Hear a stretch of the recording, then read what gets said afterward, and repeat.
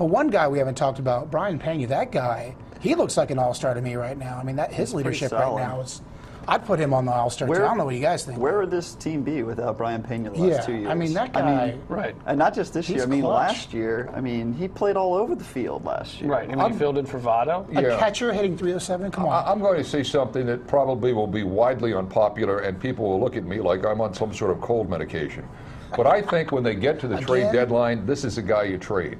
And I'll tell you why. Is there a guy? I think his numbers are inflated. I think he's not a guy who's going to give you 650 plate appearances every year and those kind of numbers.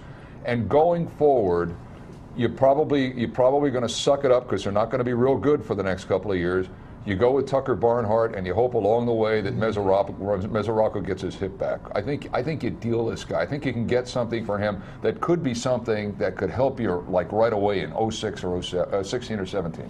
Yeah, I think you're right. I think if they decide they've got to move forward and start unloading players, he's a part that you can easily unload. He doesn't have a big contract. He can be valuable to a team down the stretch run, especially if they've got an injury at catcher or they want to do some sort of. I mean, he's a switch hitter, so you could work him into a platoon. He handles the pitchers pretty well, especially the Hispanic guys. Totally.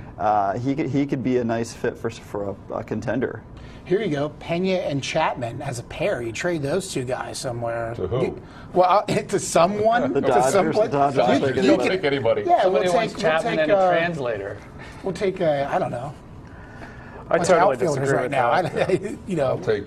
Mike doesn't like that idea. Yeah, why trade Pena? You guys made the excuse to keep him. I mean, you're not paying him it. Yeah, but get rid of the big contracts and not the small ones. But his numbers will never be that good again. I mean, history will tell he's you. a good hitter. Well, I mean, look at it. His numbers I do think when you're paying him nothing and all the intangibles he brings, maybe that does make him more valuable. But I don't think he's going to bring a whole lot.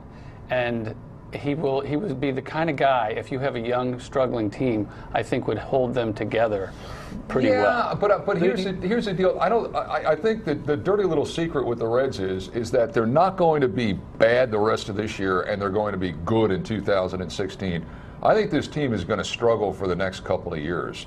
And I agree. And I think if you're going to do that, then having it like an aging veteran that's there, who's never going to replicate those numbers, eventually he's not going to be part of the future. Why not deal him now when you can get better, younger players for him? I understand all the intangibles, but I don't think any of that stuff matters now. This is 2003 all over again. Argument for that, though, against that, though, what if you invest in him and invest in his future?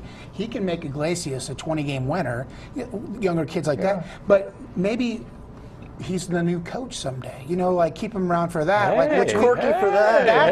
That's what I thought was going to happen with Corky, right? That's so you vet him for that. Spot. Thinking outside the box over there. There we go. Yeah, I mean, I get all of that, and I understand how he's great with Chapman and he's great with Iglesias. But to me, and again, this may have a lot to do with whether or not Mesoraco can ever catch again, and the prospects of that aren't looking all that good. But the fact is, if you're going to go young, by the time you're good, Pena is not going to be your guy. He's going to be a marginal player at that point. I'm not talking they're going to be good in those. I think this team probably is looking at 2018 right now when it's going to be relevant again. So is he going to be your guy? And in the interim, what does it matter? So I got to agree with Ken on the trade Pena bandwagon. I do think that they have a chance to be good in 2016 or 2017 if they make the right moves with Cueto and Leak and Pena. But I think, to me, for the rest of this year, you can get by with Tucker Barnhart and whoever. And then next year, if Mesoraco is back, you got Barnhart as your backup. And then you've got two young catchers. I think Barnhart could be a decent backup catcher. He calls a good game. He's got a good arm. Then? I mean, he's playing every 2 out of every 5 starts. Struggle at best, though. Well, plus next year that new rule goes into effect where a catcher can have a stool behind the plate, so you can, Well, Mesoraco needs that, or he's waiting for the DH position to come in the National League. I think Mesoraco will be okay. I was reading a little bit about Matt Trainer, who was a catcher for the Marlins when I was in Florida, and Matt Trainer underwent the same surgery and said he had no problems going back behind the plate. And he had a great personal trainer. He did. He did. Misty May.